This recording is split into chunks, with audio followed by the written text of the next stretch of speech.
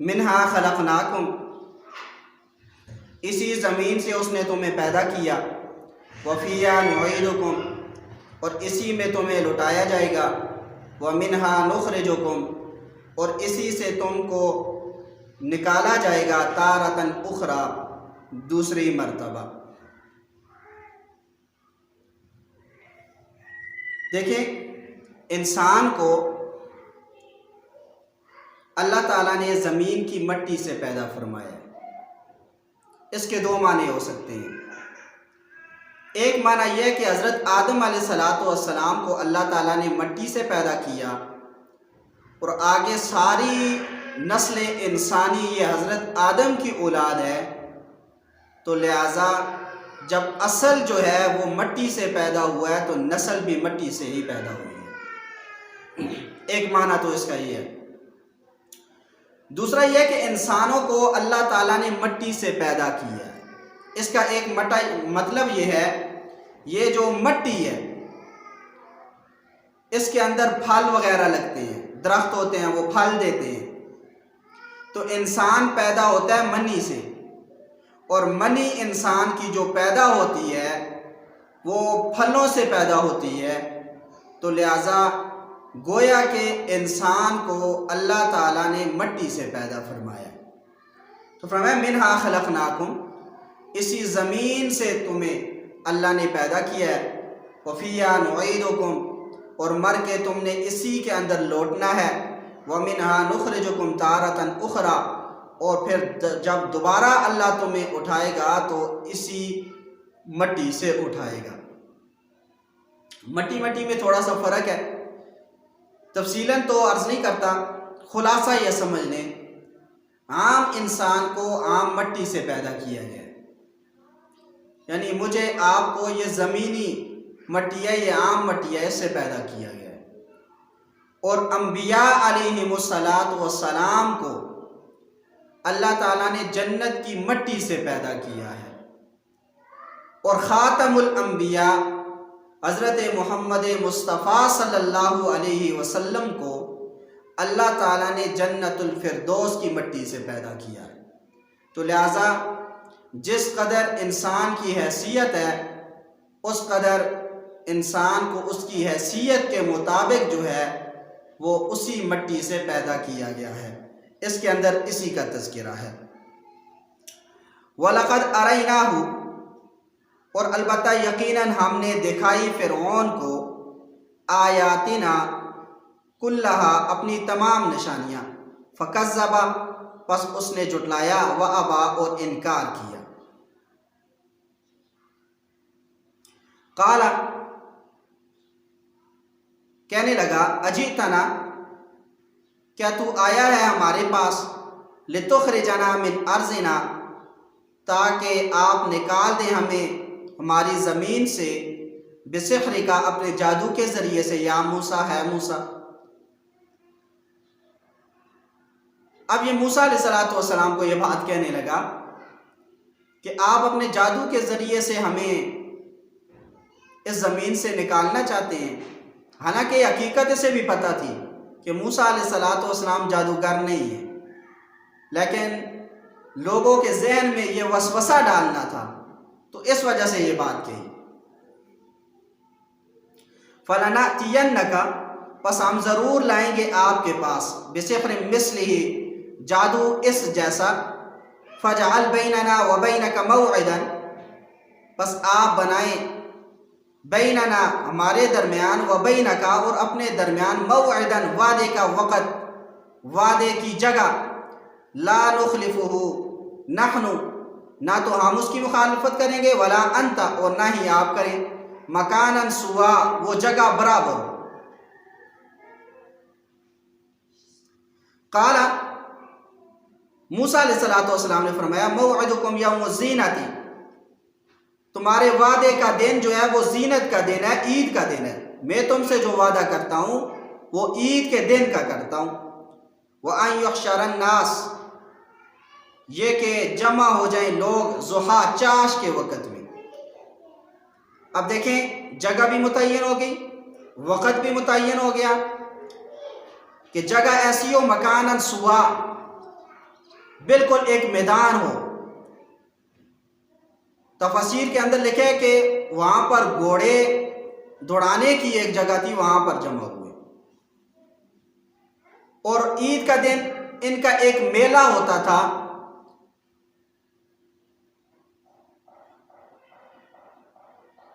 تو وہ مقرر ہوا. اور یوم الزینہ سے مراد عید کا دن، عید کے دن اصل میں چھٹی بھی ہوتی ہے، تو لوگ سارے ہوں گے، تو اس وجہ سے تاکہ حق اور باطل کا فیصلہ ہو جائے. اور وقت بھی طے ہو گیا کہ صبح چاش کے وقت میں جمع ہونا ہے. فتولا فرعون، پس پھرا فرعون، فجمع کیدہ، پس جمع کی اس نے تدبیریں، ثم اتا، پھر وہ آیا. قال لهم موسیٰ، کہا ان سے موسیٰ علیہ السلام نے، ویلکم، ہلاکت ہے تم پر، لا تفتروا علی اللہ کذبا، تم افطرا نہ باندھو، جھوٹ نہ بولو، علی اللہ، اللہ تعالیٰ پر، کذبا، جھوٹ بولنا، اپنی طرف سے اللہ تعالیٰ پر جھوٹ نہ بولو. فیسحتکم بعذاب، پس وہ تمہیں ہلاک کر دے گا، بعذاب، اپنے عذاب کے ذریعے سے. وقد خواب، اور یقیناً نامراد ہوا ہے، من، وہ شخص، افطرا، جو اللہ تعالیٰ پر افطرا باندھے، بہتان باندھے.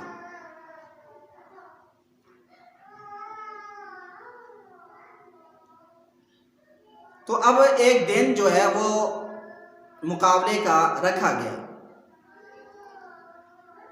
اس میں جو فرعون نے جادوگر جمع کیے تھے، بعض تفاسیر کے اندر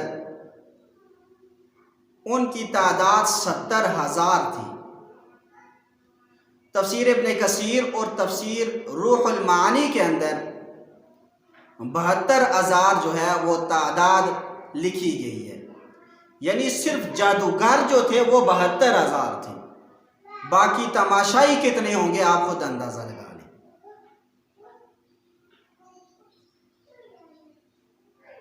تو موسیٰ علیہ السلام سے کہا، موسیٰ علیہ السلام نے ان سے کہا کہ دیکھو اللہ تعالیٰ پر بہتان نہ باندھو جھوٹ کہہ کے، وگرنہ وہ تمہیں ہلاک کر دے گا اپنے عذاب کے ذریعے سے. فتنازعوا امرهم بینہم، پس جھگڑا کیا انہوں نے اپنے معاملے کا آپس میں. وَأَسَرُّوا النَّجْوَى، اور مخفی رکھا انہوں نے اپنی سرگوشی کو. فَتَنَازَعُوا أَمْرَهُمْ بَيْنَهُمْ، اس کی کئی تفاسیر کی گئی ہیں. اس کی ایک تفسیر یہ کی گئی ہے کہ جادوگر جو ہے یہ دور دراز سے آئے تھے، اور وہ کہنے لگے دیکھو ہم دور دراز سے آئے ہیں، ہمارے ساتھ لازمی بات ہے ہر آدمی کے ساتھ خادم بھی ہیں، تو ہمارا خرچہ بھی ہوا ہے. تو کہنے لگے فرعون سے کہ کیا ہمیں اس پر خرچہ ملے گا؟ ان لنا لاجرا ان كنا نحن الغالبین، کیا ہمیں اجرت ملے گی، کوئی مزدوری ملے گی اگر ہم موسیٰ علیہ السلام پر غالب آ گئے؟ تو فرعون نے کہا نعم، ہاں مزدوری ملے گی نا، کیوں نہیں ملے گی. وَإِنَّكُمْ لَمِنَ الْمُقَرَّبِينَ، اور میں تمہیں اپنا خاص مشیر بھی بناؤں گا، خاص عہدے بھی تمہیں دوں گا، پیسے تو ملیں گے، عہدے بھی ملیں گے. بعض مفسرین نے اس کا یہ معنی کیا ہے فَتَنَازَعُوا أَمْرَهُمْ بَيْنَهُمْ، اب آپس میں وہ جھگڑا کرنے لگے اس معاملے پہ کہ ہمیں اجرت ملے گی یا نہیں. اور بعض نے لکھا ہے فَتَنَازَعُوا أَمْرَهُمْ بَيْنَهُمْ سے مراد یہ ہے کہ جادوگروں نے آپس میں جھگڑا کیا کہ اجرت اس سے مانگیں یا نہ مانگیں. ایک گروہ کہنے لگا بادشاہ اجرت تو دے گا، لازمی بات ہے، تو مانگتے ہیں. دوسرا کہنے لگا نہیں، اگر مانگیں گے تو ہماری خفت ہوگی، ہم ہلکے پڑ جائیں گے، تو لہٰذا نہیں مانگتے. اور بعض حضرات نے یہ تفسیر بھی کی ہے کہ جادوگروں نے موسیٰ علیہ الصلوۃ والسلام کے جب معجزہ کو دیکھا تو لازمی بات ہے اپنے فن میں وہ ماہر تھے، وہ حقیقت حال کو سمجھ گئے کہ یہ جادو نہیں ہے بلکہ یہ حقیقتاً یہ اللہ کا نبی ہے اور یہ اللہ تعالیٰ نے اس کو معجزہ عطا کیا ہے۔ تو اب وہ یہ اس بات میں جھگڑا کرنے لگے، دیکھیں کہ ہم موسیٰ علیہ الصلوۃ والسلام کا مقابلہ نہیں کرتے کیونکہ ہم تو جادوگر ہیں اور یہ جادوگر تو نہیں ہے، یہ تو نبی ہے، معجزہ ہے اس کے پاس۔ لیکن یہ بات سمجھنے والے کم تھے اور نہ سمجھے زیادہ تھے، تو اس وجہ سے بالآخر ان کا آپس میں مقابلہ ہوا۔ فرمایا فتنازعوا امرهم بینہم، پس جھگڑا کیا انہوں نے اپنے معاملے کا آپس میں، واسروا النجویٰ، اور مخفی رکھا انہوں نے اپنی سرگوشی کو۔ قالوا، وہ دونوں کہنے لگے، ان ھذان لساحران،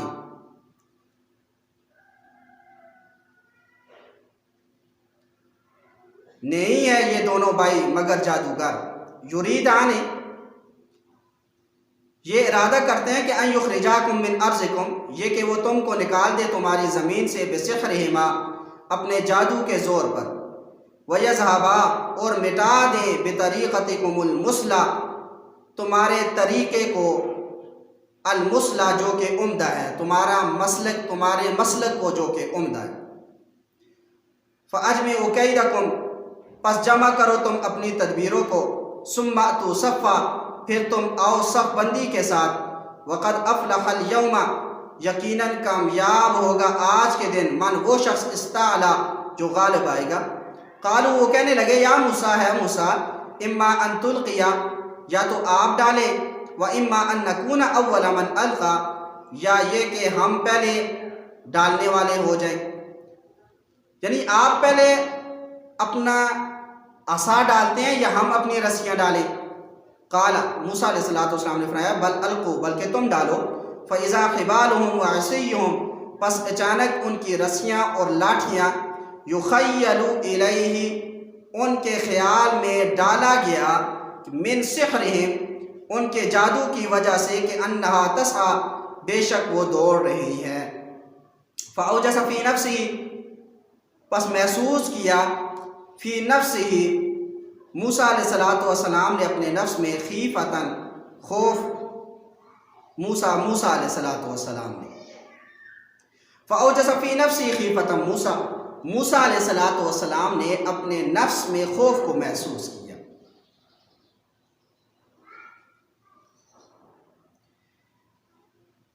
یہاں پہ یہ بات سمجھ لیں، دیکھیں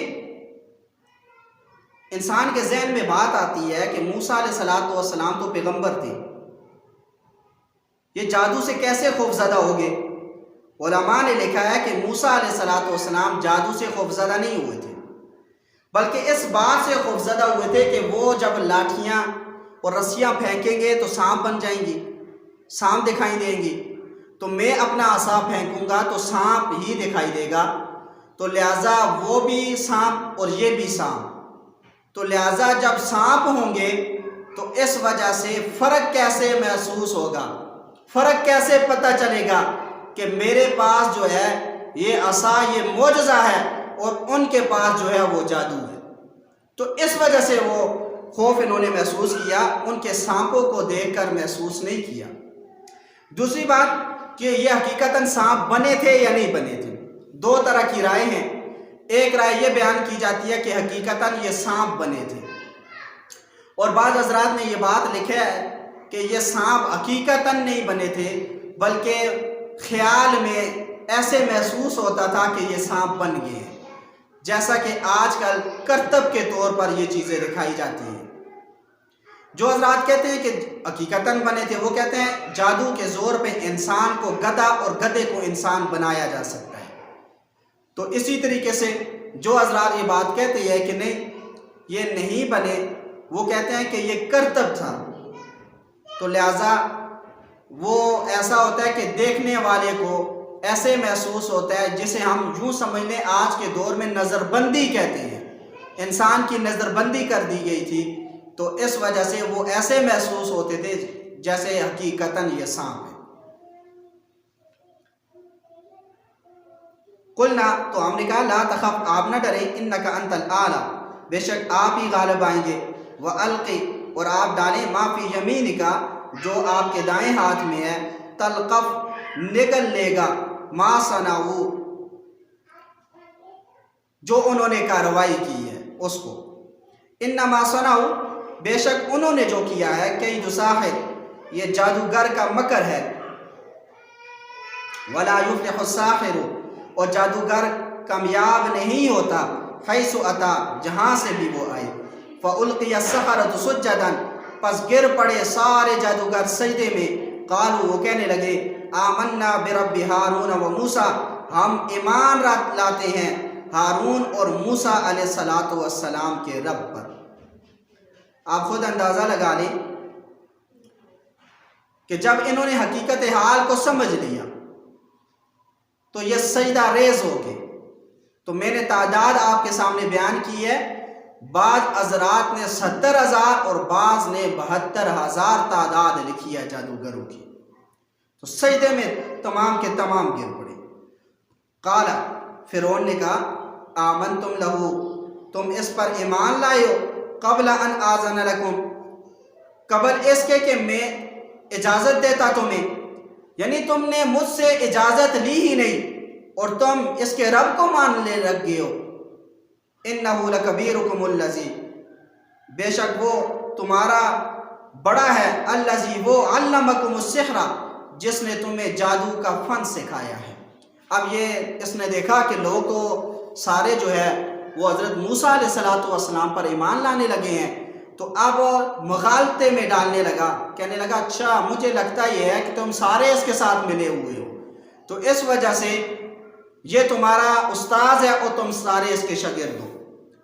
کہنے لگا فَلَأُقَطِّعَنَّ أَيْدِيَكُمْ، پس میں ضرور کاٹوں گا تمہارے ہاتھوں کو، وَأَرْجُلَكُمْ، اور تمہارے پاؤں کو، مِنْ خِلَافٍ، الٹے، یعنی دایاں ہاتھ اور بایاں پاؤں، وَلَأُصَلِّبَنَّكُمْ، اور میں ضرور تم کو سولی پر چڑھاؤں گا، فی جذوع النخل، کھجور کے تنے پر، وَلَتَعْلَمُنَّ، اور تم ضرور جان لو گے، اینا اشد عذابا، ہم میں سے کون زیادہ سخت عذاب دینے والا ہے، وَأَبْقَى، اور کس کا عذاب پائیدار ہے۔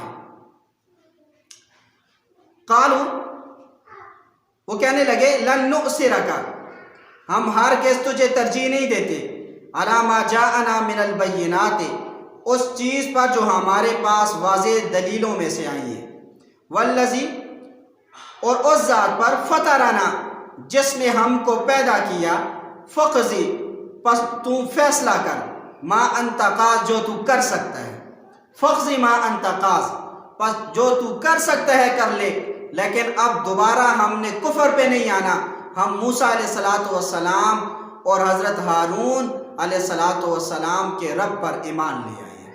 انما تقضی، بے شک تم جو فیصلہ کرو گے، ہذہ الحیات الدنیا، وہ دنیا کی زندگی کا کرو گے، آخرت کا تو نہیں کر سکتے نا، دنیا میں یہی ہوگا، مار دو گے تو مر جائیں گے لیکن ایمان سے نہیں پھریں گے۔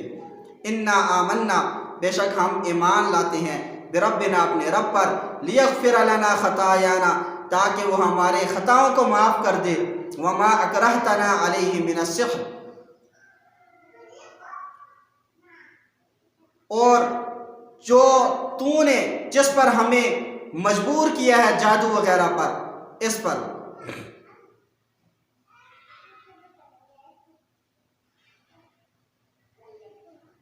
انا آمنا، بے شک ہم ایمان لاتے ہیں، بربنا، اپنے رب پر، لیغفر لنا خطایانا، تاکہ وہ بخش دے ہمارے گناہوں کو، وما، اور اس چیز کو، اکرہتنا علیہ من السحر، جس پر تو نے ہمیں جادو وغیرہ میں سے اس پر مجبور کیا ہے۔ یہ دیکھیں اس کا کیا مطلب ہے؟ اس کا مطلب یہ ہے کہ جو تو نے ہمیں جادو پر مجبور کیا ہے، حالانکہ پیچھے تو آیا کہ یہ خود آئے تھے اور انہوں نے کہا تھا ان لنا لاجرا ان کنا نحن الغالبین، اگر ہم غالب آئے تو ہمیں اجرت بھی ملے گی۔ اس سے یہ بات سمجھ میں آتی ہے کہ یہ خود آئے تھے اور اس جگہ سے یہ بات معلوم ہوتی ہے کہ ان کو زور کے طور پہ لایا گیا تھا، جبراً لایا گیا تھا۔ اصل میں اس آیت کا مطلب یہ ہے کہ فرعون کے دور میں ہر آدمی کو جادو سیکھنا، اس پہ زبردستی کی جاتی تھی۔ تو اس وجہ سے انہوں نے یہاں پر یہ جملہ کہا کہ تو نے ہمیں جو جادو پہ زبردستی مجبور کیا ہے، اللہ تعالیٰ ہمیں اس پر بھی معاف فرما دے گا۔ واللہ خیر، اور اللہ تعالیٰ بہتر ہے، وابقا، اور باقی رہنے والی ذات ہے۔ انہ، بے شک وہ، من یأتی ربہ مجرما، جو شخص آئے گا اپنے رب کے پاس جرم کرتے ہوئے، فإن لہ جہنم، پس بے شک اس کے لیے جہنم ہوگی، لا یموت فیہا، نہیں مرے گا وہ اس میں، ولا یحیا، اور نہ وہ زندہ رہے گا۔ ومن یأتہ، اور جو شخص آئے گا اس کے پاس، مؤمنا، ایمان لاتے ہوئے، قد عمل الصالحات، یقیناً اس نے اچھے اعمال کیے ہوں گے، فاولئک، پس یہی لوگ، لہم الدرجات العلی، ان کے لیے بلند جنت میں درجات ہوں گے، جنات عدن، ہمیشگی کے باغ ہوں گے، تجری، چلتی ہوں گی، من تحت الانہار، اس کے نیچے سے نہریں، خالدین فیہا، ہمیشہ اس کے اندر رہیں گے، وذالک، اور یہ جزاء، بدلہ ہوگا، من، اس شخص کا، تزکا، جس نے اپنا نفس پاک کیا۔ تو ابن عباس رضی اللہ تعالی عنہما یہ فرماتے ہیں کہ جس وقت یہ سارے جادوگر مسلمان ہو گئے تو اس وقت اس نے بہت سارے لوگوں کو سولی پر بھی لٹکایا۔ ابن عباس فرماتے ہیں کہ 70 لوگوں کو اس نے سولی پر اسی وقت لٹکایا تاکہ باقی جو ہے وہ ایمان سے پھر جائیں۔ لیکن عجیب بات یہ ہے، ان میں سے نہ تو کوئی بھاگا اور نہ ہی کوئی ایمان سے پھرا ہے۔ تو اب اس نے یہ بہانہ کیا، کہنے لگا چلو بعد میں تمہیں دیکھتا ہوں، فلا اقطعن ایدیکم وارجلکم من خلاف، پس میں تمہارے ہاتھوں کو اور پاؤں کو الٹے حساب سے میں کاٹوں گا، ولا اصلبنکم، اور یہ نہ ہوا تو تمہیں سولی پر ضرور لٹکاؤں گا، فی جذوع النخل، کھجور کے تنوں پر۔ تو لیکن عجیب بات یہ ہے، ان میں سے کوئی جادوگر بھی واپس جو ہے وہ کفر کی طرف نہیں گیا۔ تو اس سے ایک بات یہ بھی سمجھ آتی ہے کہ آج کے دور پہ جو ایک فرقہ باطلہ ہے، اہل تشیع جسے کہتے ہیں، وہ آج کے دور میں یہ بات کہتا ہے، اس نے کتابوں میں بھی لکھی ہے، کہتا ہے نعوذ باللہ، اللہ کے نبی صلی اللہ علیہ وسلم جس وقت دنیا سے فوت ہو گئے تو صرف 4 صحابہ کے علاوہ باقی سارے جو ہے وہ نعوذ باللہ وہ مرتد ہو گئے تھے۔ آپ خود اندازہ لگا لیں، اس قدر بڑا کافر ہے یہ، جو صحابہ کے خلاف بھی زبان درازیاں کرتا ہے۔